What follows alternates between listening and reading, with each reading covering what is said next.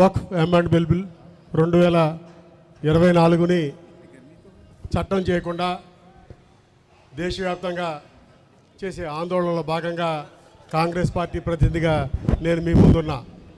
మా పార్టీ నాయకుడు రాహుల్ గాంధీ గారు, మా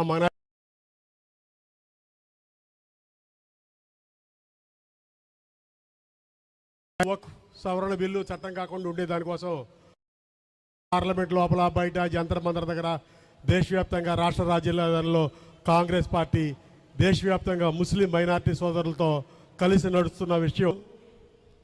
3 నల్ల చట్టాలకు వ్యతిరేకంగా రైతులు పెద్ద ఎత్తున ఆందోళన చేస్తే క్షమాపణలు చెప్పి ఆ చట్టాలని వెనక్కి తీసుకొని వైద్యం ఈ సందర్భంగా మీకు గుర్తు చేస్తున్నా. మనం రాజీ లేని పోరాటం చేద్దాం. భవిష్యత్తులో కాంగ్రెస్ అధికారంలోకి వచ్చేదాకా చేద్దాం. కాంగ్రెస్ అధికారంలోకి వచ్చే లోపు మోడీ ఈ చట్టాన్ని ఉపసంహరించుకున్నాడు. లేతే రాహుల్ గాంధీ నాయకత్వంలో ఇండియా కూటమి మీరు తిరస్కరించిన ఈ బిల్లుని చెత్తబొట్టలో పడేసుద్దని చెప్పి ఈ సందర్భంగా మీకు సవినయంగా మనం చేస్తా ఉన్నా.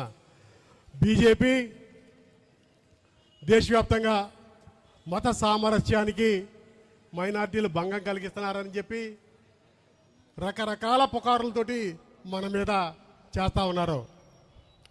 ఇప్పుడు మన హిందువులు మన బజార్లో ఏదైనా పండగ చేసుకుంటాం, లేకపోతే ఇంకెక్కడైనా చేసుకుంటాం. కానీ ఉత్తరప్రదేశ్కి సంబంధించిన మేరట్కి సంబంధించిన ఒక ఎస్పీ గారు సంబాల్లో అక్కడ ఉన్న మొత్తం జనాభాలో 80% మైనార్టీలు ఉంటారు. రంజాన్ పండగ రోజు రోడ్డు మీద నమాజులు చేసుకుంటే పాస్పోర్ట్ రద్దు చేస్తాను, డ్రైవింగ్ లైసెన్స్ రద్దు చేస్తాను, జైల్లో వేస్తాను అని చెబుతున్న విషయం ఈ సందర్భంగా గుర్తుంచుకోండి. వాళ్ళకొక న్యాయం, మనకొక న్యాయం.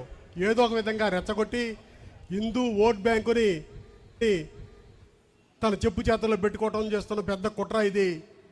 లౌకికవాదులు అలాగే మత సామరస్యాన్ని, రాజ్యాంగాన్ని పరిరక్షించే శక్తులన్నిటి కూడా మీ న్యాయమైన డిమాండ్లు వెనక మేమందరం ఉంటామని చెప్పి ఈ వక్ఫ్ సవరణ బిల్లుని రద్దు అయ్యేది వరకు ఏదైతే మీ చేతిలో ఉన్న దీన్ని జిల్లా కలెక్టర్ చేతిలో పెట్టి మన అస్తిత్వాన్ని ప్రశ్నించే దిశగా ఈ చట్టం చేస్తూ ఉన్నారో ఈ చట్టం రద్దు చేయాలని చెప్పి కాంగ్రెస్ పార్టీ కోరుకుంటూ మీరు చేసే పోరాటానికి మా పూర్తి మద్దతు ఉంటుందని తెలియజేసుకుంటూ సెలవు తీసుకుంటారు.